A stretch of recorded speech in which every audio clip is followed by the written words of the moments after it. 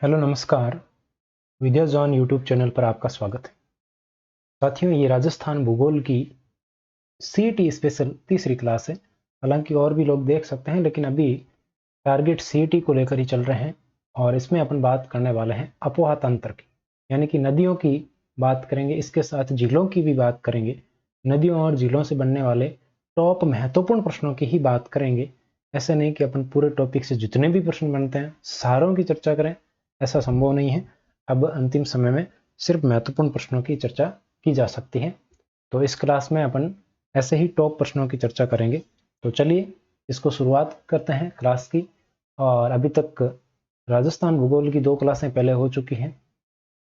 वो क्लासें अगर आपने नहीं देखी तो जरूर जाकर देखिएगा। इसके अलावा आपके भारत के भूगोल की क्लासें भी हुई है, करंट अफेयर की क्लासें भी हुई हैं, तो उनको भी आप जाकर देखिएगा। बहुत कुछ आपको वहाँ से बेनिफिट होने वाला है।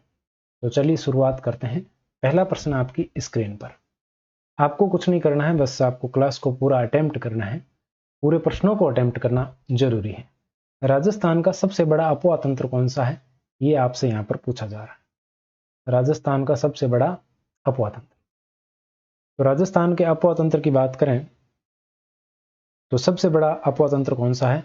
आंतरिक अपोहा तंत्र है। अपोहा तंत्र में 3 भाग है राजस्थान के। एक है आपके आंतरिक अपोहा तंत्र, और दूसरा आपके है बंगाल की खाड़ी, और तीसरा अपोहा तंत्र आता है अरब सागरीय अपोहा तंत्र।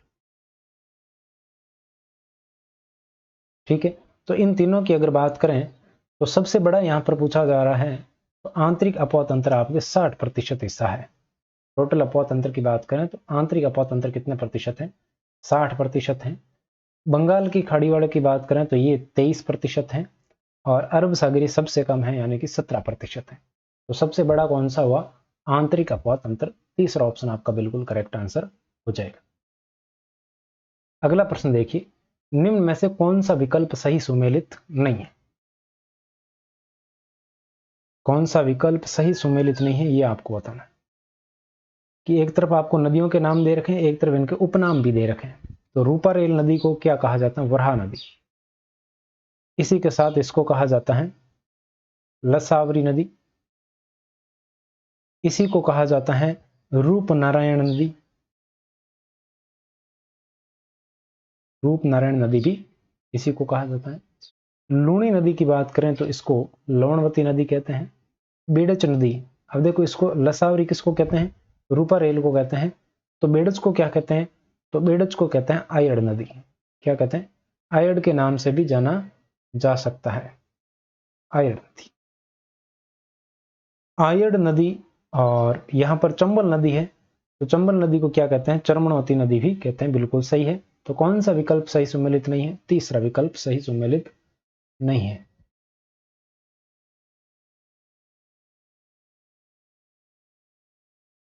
तो इसका आंसर क्या हो गया? आपके तीसरा ऑप्शन आपका आंसर हो गया।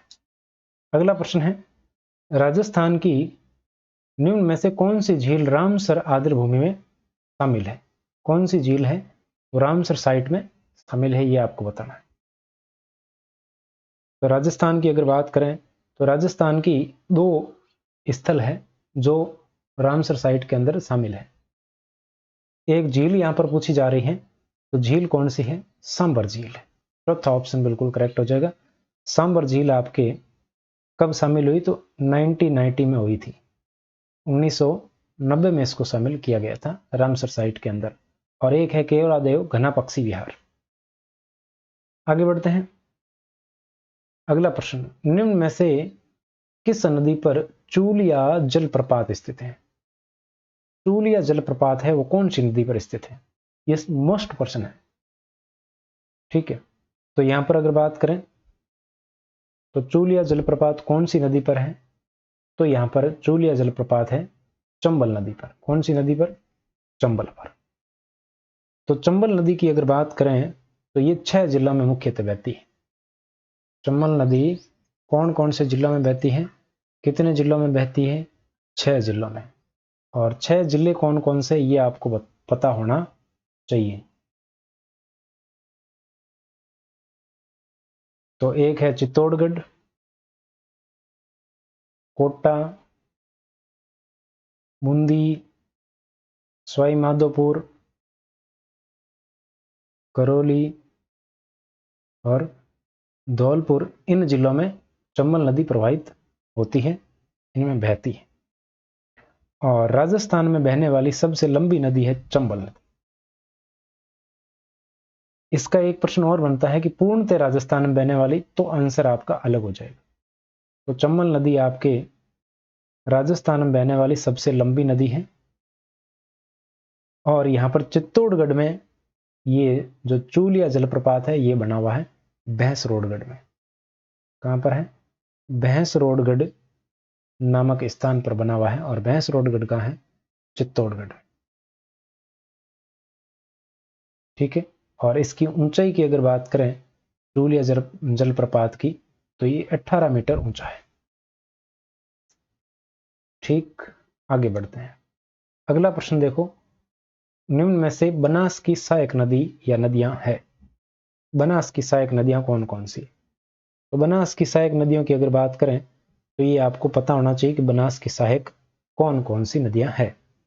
तो बनास की सहायक है बेड़च, कोठारी, खारी, मेनाल, बांडी, मानसी, मोरेल। अगर आपने कोई ट्रिक बना रखी याद करने की तो आप कमेंट करके बताइएगा जरूर। तो ये आपके सहायक नदियां किसकी? बनास की सहायक है। तो बनास की सहायक नदियां कौन कौन सी? कोठारी है, मानसी है, बांडी है। तो उपयुक्त सभी आपका बिल्कुल करेक्ट आंसर हो जाएगा। अगला प्रश्न है, अनास नदी निम्न में से किसकी सहायक नदी है? अनास नदी। तो यहां पर बनास नदी देखो, बनास की सहायक नदियों की अपन ने बात की, उसमें अनास नहीं थी। माही नदी, तो माही की सहायक कौन कौन सी है? सोम, जखम, अनास, चाप, इराऊ, मोरेन। ये है माही की सहायक नदियां। तो अनास इसके अंदर आ रही है। तो अनास किसकी सहायक नदी है? माही नदी की सहायक नदी है। अब लूणी की कौन कौन सी है? तो लूणी की है सूकड़ी, लीलड़ी, मीठड़ी, खारी, जोजरी, बांडी, गुहिया। ये इतनी सारी नदियां हैं जो लूणी की सहायक हैं। इसी प्रकार साबरमती की कौन कौन सी हैं? तो साबरमती की एक तो इसी के नाम है, इसी के जैसा नाम है साबरमती, ये है हथमती। और फिर आती है मेसवा और यज्ञ। तो ये नदियां हैं वो साबरमती की सहायक है। तो आपका आंसर क्या हो गया? दूसरा ऑप्शन।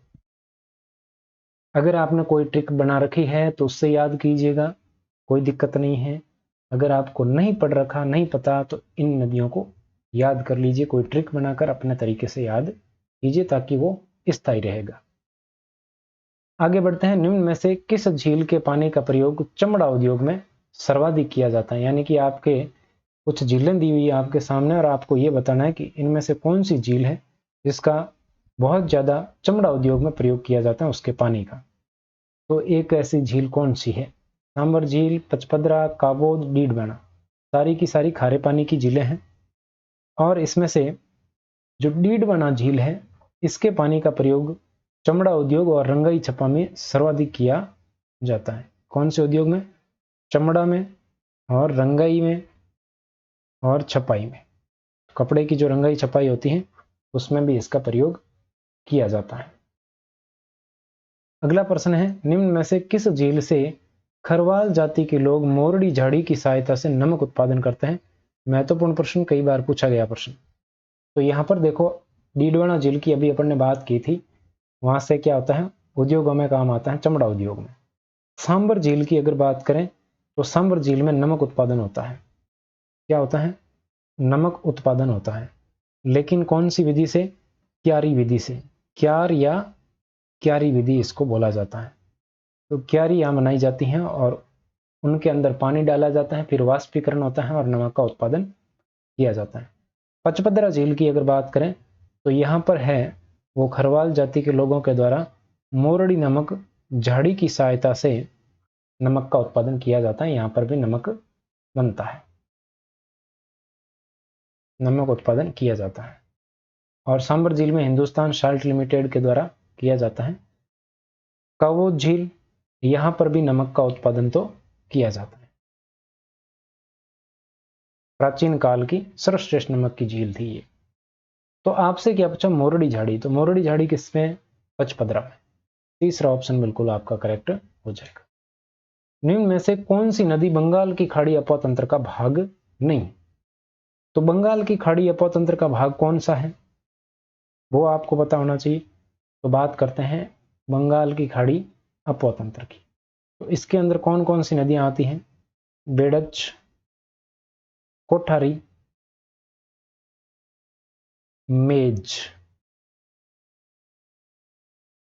ये सारी की सारी अभी अपन ने बात की थी, उसमें बनास की सहायक नदियां भी थी और बनास की सहायक नदियां हैं वो बंगाल की खाड़ी अपोतंत्र का भाग है। तो इसके साथ अपन बनास भी लिख सकते हैं। तो ये बंगाल की खाड़ी अपोतंत्र का भाग। अब यहां पर देखो कौन सी नदी है? बेड़च आ गई, मेज आ गई, कोठारी आ गई। तीनों नदियां किसकी? बंगाल की खाड़ी अपोतंत्र की भाग। कौन सी बची? मीठड़ी नदी। तो मीठड़ी नदी है वो आपके कौन सी है? अरब सागरीय अपोतंत्र की नदी है।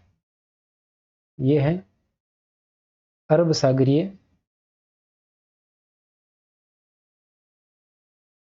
अपोतंत्र का भाग। ठीक है, आगे बढ़ते हैं। अगला प्रश्न देखो, कावोद झील किस जिले में स्थित है? कावोद झील किस जिले में स्थित है? जिला पूछा आपसे। तो यहां पर अगर बात करें कावोद झील की तो ये आपके कहां पर स्थित है? जैसलमेर। ठीक है, तो पहला ऑप्शन आपका बिल्कुल करेक्ट हो जाएगा। आगे बढ़ते हैं। अगला प्रश्न है, निम्न में से कौन सी कृत्रिम मीठे पानी की झील है? कृत्रिम मीठे पानी की झील कौन सी है? तो कावोद तो कैसी है? खारी है, ये तो खारे पानी की झील है। रेवासा झील है, ये भी आपके कौन सी है? खारी पानी की झील है। लूणकरनसर की बात करें तो ये भी आपके खारी झील है। बालसमंद झील है जो कि आपके कौन सी है? मीठे पानी की कृत्रिम झील है और ये कहां पर स्थित है? जोधपुर में स्थित है। कहां पर? जोधपुर में। लूणकरनसर ये कहां पर है? ये बीकानेर में स्थित है। रेवासा झील कहां है? सीकर में स्थित है। कावोद झील कहां है? अभी अपन ने बात की, जैसलमेर में स्थित है। ठीक है, तो आपसे क्या पूछा था? कृत्रिम मीठे पानी की झील। चौथा ऑप्शन आपका आंसर हो जाएगा। अगला प्रश्न देखिए, निम्न में से कौन सी नदी अंतः प्रवाहित नदी नहीं है? अंतः प्रवाहित नदियां कौन कौन सी है ये आपको पता होना चाहिए। तो यहां पर अगर बात करें तो कौन कौन सी? तो एक आपने नाम सुना होगा काकने, या इसी को काकनी नदी भी बोलते हैं। इसी के साथ कांतली आपने नाम सुना होगा। इसी के साथ साबी नदी आपने नाम सुना है। गग्गर का नाम आपने सुना है। ये सारी की सारी कौन सी है? अंतः प्रवाहित नदियां हैं। तो साबी आ गई, कांतली आ गई, काकनी आ गई, तो कौन सी बच्ची? वाकल। वाकल है वो आपके आंतरिक प्रवाह की नदी नहीं है। ये कौन सी है? ये अरब सागरीय है। कौन सी? अरब सागरीय अपोतंत्र का भाग है वाकल नदी। अगला प्रश्न, राजस्थान में चंबल नदी पर बनाया गया पहला बांध कौन सा है? राजस्थान में चंबल नदी पर बनाया गया पहला बांध कौन सा है? तो यहां पर बांधों का निर्माण 3 चरणों में हुआ था। प्रथम, द्वितीय और तृतीय। प्रथम चरण में कौन कौन से बांध बने? तो प्रथम चरण में बना कोटा बैराज और गांधी सागर बांध। दूसरे चरण में कौन से बने? राणा प्रताप सागर। तीसरे चरण में बना जोहार सागर। तो यहां पर 3 बांध बने हैं। तो पहला बांध कौन सा है? कोटा बैराज बांध, चंबल नदी पर स्थित कोटा बैराज बांध पहला बांध। अगला प्रश्न, राजस्थान में किस जिले में पलाया झीलें पाई जाती हैं? बहुत ही मोस्ट प्रश्न है, पूछा जाता है पलाया झीलें। पलाया झीलें क्या होती हैं कि जब मरुस्थल में बालू का स्तूप होते हैं, आपने पढ़ा होगा, और उनके मध्य जब पानी भर जाता है, जो जगह होती है बीच की, उनमें पानी भर जाने से अस्थायी झीलों का निर्माण होता है। जैसे ये रेत के टीले हैं, ऐसे ऐसे। तो यहाँ बीच में अगर पानी भर जाता है तो यहाँ पर अस्थायी झीलें बनती हैं, और इन्हें आपके क्या कहा जाता है? पलाया झीलें कहा जाता है। तो पलाया झीलें सर्वाधिक किस जिले में पाई जाती हैं? तो सर्वाधिक पाई जाती हैं जैसलमेर में, मरुस्थलीय जिलों में ही पाई जाती हैं, ये आपको ध्यान में रखना है। अगला प्रश्न, लूणी नदी की एकमात्र सहायक नदी जो दाईं ओर से मिलती है। एक ही नदी है और दाईं ओर से मिलती है, महत्वपूर्ण प्रश्न है, ध्यान रखना। तो एकमात्र सहायक नदी जो दाईं ओर से मिलती है, तो दाईं ओर से कौन सी मिलती है? जोजड़ी नदी। दूसरा ऑप्शन आपका बिल्कुल करेक्ट होगा, जोजड़ी नदी है और दाईं ओर से मिलती है, बाकी सभी नदियां बाईं ओर से मिलती हैं।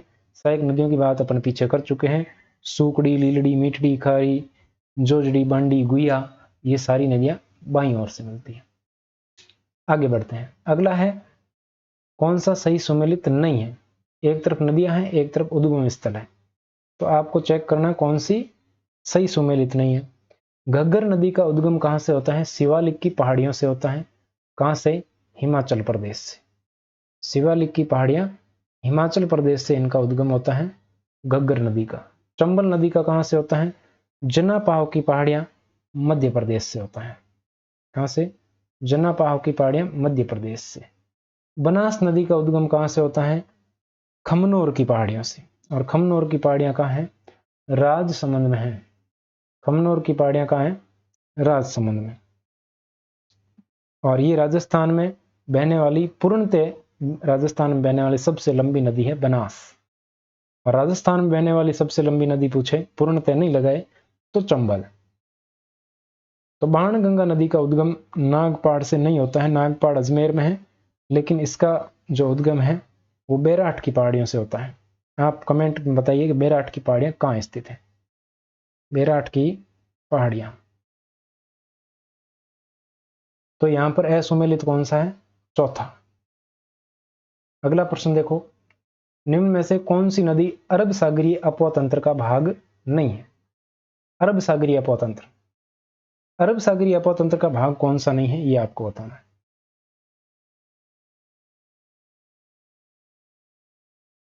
तो यहां पर जवाई नदी, परवन नदी, साबरमती नदी, सागी नदी ऑप्शन में दे रखा है। तो परवन नदी है वो किसकी सहायक है? काली सिंध की। किसकी? काली सिंध की सहायक है। और काली सिंध की सहायक है तो बंगाल की खाड़ी अपवातंत्र का भाग है। तो दूसरा ऑप्शन है वो आपका आंसर हो जाएगा, ये अरब सागरीय अपवातंत्र का भाग नहीं है।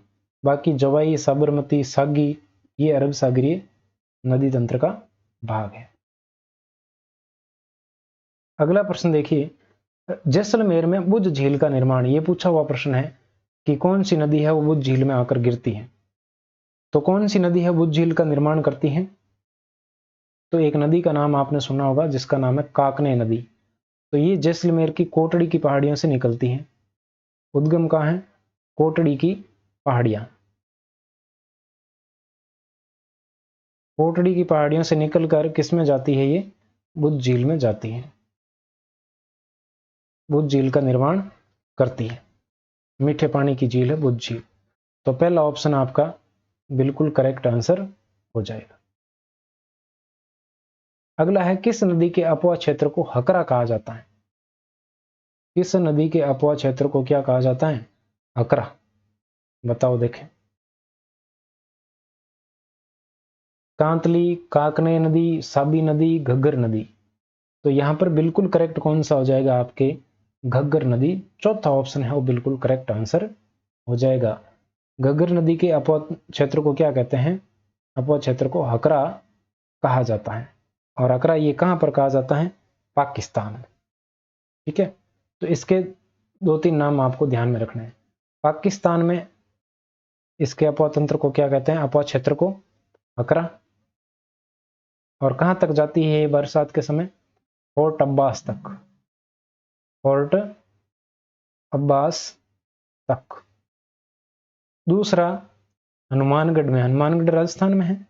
हनुमानगढ़ में इसका अपवाद तंत्र क्या कहलाता है? अपवाद क्षेत्र कहा जाता है नाली। क्या कहा जाता है? नाली कहा जाता है। और इसका उद्गम कहाँ होता है? आपको पता ही है, शिवालिक की पहाड़ियों से होता है। हिमाचल प्रदेश में शिमला के पास है। और इन शिवालिक की पहाड़ियों को कालका की पहाड़ियां भी कहते हैं, ये भी ध्यान रखना। अगला है, कौन सी नदी अर्जुन की गंगा कहलाती है? कौन सी नदी है वो अर्जुन की गंगा कहलाती है? तो जिसके नाम में गंगा वही अर्जुन की गंगा, बाणगंगा नदी। बाणगंगा नदी को अर्जुन की गंगा, और इसको क्या कहते हैं? और इसको कहते हैं रुंडित नदी। क्या कहते हैं? रुंडित नदी इसको कहते हैं। और इसी को ताड़ा नदी भी कहते हैं, ये भी आपको ध्यान रखना। आगे बढ़ते हैं। अगला है, दृश्यद्वती, सरस्वती, मृत नदी आदि किस नदी के उपनाम है? दृश्यद्वती, सरस्वती और मृत नदी, ये किसको कहा जाता है? तो ये कहा जाता है घग्गर नदी को। घग्गर नदी को दृश्यद्वती, सरस्वती, मृत नदी भी कहा जाता है, ये आपको ध्यान में रखना है। और जो मसूरदी नदी, ये किसको कहा जाता है? तो मसूरदी कहा जाता है काकने नदी को। ठीक है। बनास नदी को कहा जाता है वन की आशा, ये पूछा हुआ प्रश्न है। बनास नदी को वन की आशा किसे कहते हैं? तो वन की आशा कहते हैं बनास नदी को। और बाणगंगा की अभी अपन ने बात की थी। अर्जुन की गंगा रुंडित नदी, ये इसको रुंडित वाला पूछा हुआ प्रश्न है। अगला है, पूर्णतः राजस्थान में बहने वाली सबसे लंबी नदी कौन सी है? पूर्णतः राजस्थान में, तो पूर्णतः राजस्थान में कौन सी बहती है? बनास नदी। बनास नदी है पूर्णतः राजस्थान में बहने वाली सबसे लंबी नदी है। इसका उद्गम कहां से होता है? खमनोर की पहाड़ियां, राजसमंद से होता है। राजसमंद, खमनोर की पहाड़ियां।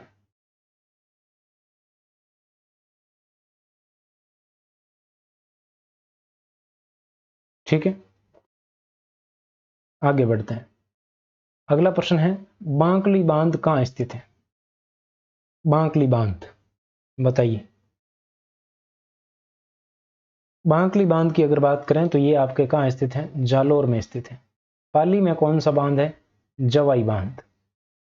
जवाई बांध भी पूछा जाता, तो ये कहां है? पाली में है। ज्वार सागर बांध कोटा में तो है ही, कोटा बैराज हो गया, ज्वार सागर हो गया।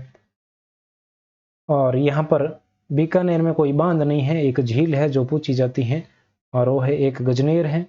एक कपिल सरोवर यहाँ पर स्थित है बीकानेर में, और एक आपके झील है सूर सागर। तो ये बीकानेर की झीलें हैं। आगे बढ़ते हैं। किस झील से श्यामपुरा और भाट नहरें निकाली गई हैं? श्यामपुरा और भाट नहरें किस झील से निकाली गई हैं? तो इसकी अगर बात करें तो ये झील है आपके जयसमंद झील। जयसमंद झील से श्यामपुरा और भाट नहरें निकाली गई है। आप मेरे को बताइए कि जयसमंद झील वर्तमान में कहां स्थित है? कौन से जिले में आती है? किस झील को ढेबर झील के नाम से जाना जाता है? तो ढेबर झील इसी को कहा जाता है, जयसमंद झील को ढेबर झील कहते हैं। इसका निर्माण गोमती नदी के पानी को रोककर किया गया। गोमती नदी को रोककर इसका निर्माण किया गया अकाल राहत कार्य। अगला है, बेड़च नदी का उद्गम कहां होता है? बेड़च नदी बताइए देखें। तो बेड़च नदी का उद्गम कहां से होता है, ये आपको बताना है। तो बेड़च नदी का उद्गम गोगुंदा की पहाड़ियों से होता है। तो यहां पर बेड़च नदी का उद्गम कहां से होता है? गोगुंदा की पहाड़ियों से। दूसरा ऑप्शन आपका बिल्कुल करेक्ट हो जाएगा। बेराट की पहाड़ियों से कौन सी नदी निकलती है? बाणगंगा। बैराठ की पहाड़ियों से आपको ध्यान में रखना किसका, बाणगंगा नदी। और यहाँ पर जसवंतपुरा की पहाड़ियों की अगर बात करें तो यहाँ से निकलती है सागी नदी। बिजराल ग्राम की पहाड़ियों से कौन सी नदी निकलती है, खारी नदी। तो ये आपको ध्यान में रखना है। अगला प्रश्न है, बनास, बेड़च, मैनाल नदियों का संगम स्थल कौन सा है। बनास, बेड़च और मैनाल नदियों का संगम कहाँ होता है, बनास, बेड़च, मैनाल। तो इसका संगम होता है बिगोद में। और बिगोद कहाँ है, भीलवाड़ा में। बिगोद भीलवाड़ा में इन नदियों का संगम होता है, ये त्रिवेणी संगम है। नवा टापरा कहाँ स्थित है, डूंगरपुर में। नवा टापरा डूंगरपुर में। यहाँ पर कौन कौन सी नदियों का होता है, तो यहाँ पर होता है सोम, माही और जखम नदियों का संगम होता है। इसी प्रकार राजमहल आपके कहाँ पर स्थित है, टोंक में है।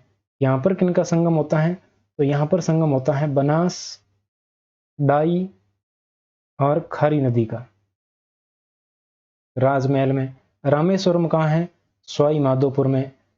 यहाँ पर किन किन नदियों का होता है, तो यहाँ पर भी होता है बनास, चंबल और सीप नदियों का संगम होता है। ये सभी त्रिवेणी संगम एक साथ मैंने आपको बता दिए हैं, इनको याद कर लेना। अगला प्रश्न देखिए, नवा टापरा नामक स्थान पर किन नदियों का त्रिवेणी संगम होता है। नवा टापरा नामक स्थान पर किन नदियों का त्रिवेणी संगम होता है। तो नवा टापरा अभी अपन ने बात की, डूंगरपुर में स्थित है। यहाँ पर सोम, ममाही और जखम नदियों का संगम होता है। बनास, बेड़च, मैनाल की अपन ने बात की, कहाँ होता है, बिगोद में। और बिगोद कहाँ है, भीलवाड़ा में। बनास, खारी और डाई की अपन ने बात की, कहाँ होता है, राजमहल में होता है। राजमहल कहाँ है, टोंक में। तो ये आपको ध्यान में रखना है। अगला प्रश्न है, पश्चिमी राजस्थान में खारे पानी की झीलों के लिए कौन सी चट्टानें उत्तरदायी हैं। तो इसका सीधा सा आंसर माइकोसिस्ट चट्टानें हैं, जिसमें लवण की मात्रा पाई जाती है और इसी के कारण जो है झीलों का पानी है वो खारा है। इनमें मैग्नीशियम, पोटेशियम और कैल्शियम जैसे लवण पाए जाते हैं। अगला प्रश्न देखो, बेड़च व कोठारी नदी किस नदी की सहायक नदियां हैं। बेड़च और कोठारी बताइए। बेड़च और कोठारी किसकी सहायक है, ये आपको बताना है। तो बेड़च और कोठारी आपके बनास नदी की सहायक नदियां हैं, ये आपको ध्यान में रखना है। और ये है आज का अंतिम प्रश्न, और ये मानसून से संबंधित है प्रश्न। तो किस जिले को अरब सागरी मानसून का प्रवेश द्वार कहते हैं, इसका आंसर आपको देना है कमेंट सेक्शन में कमेंट करके। ठीक है, बाकी की बातें करते हैं नेक्स्ट क्लास में। ये थी आज की क्लास कैसी लगी कमेंट करके जरूर बताइएगा। कोई सुझाव, सजेशन वगैरह हो तो आप बता सकते हैं बेझिझक। बाकी बातें नेक्स्ट क्लास में। Thank you so much.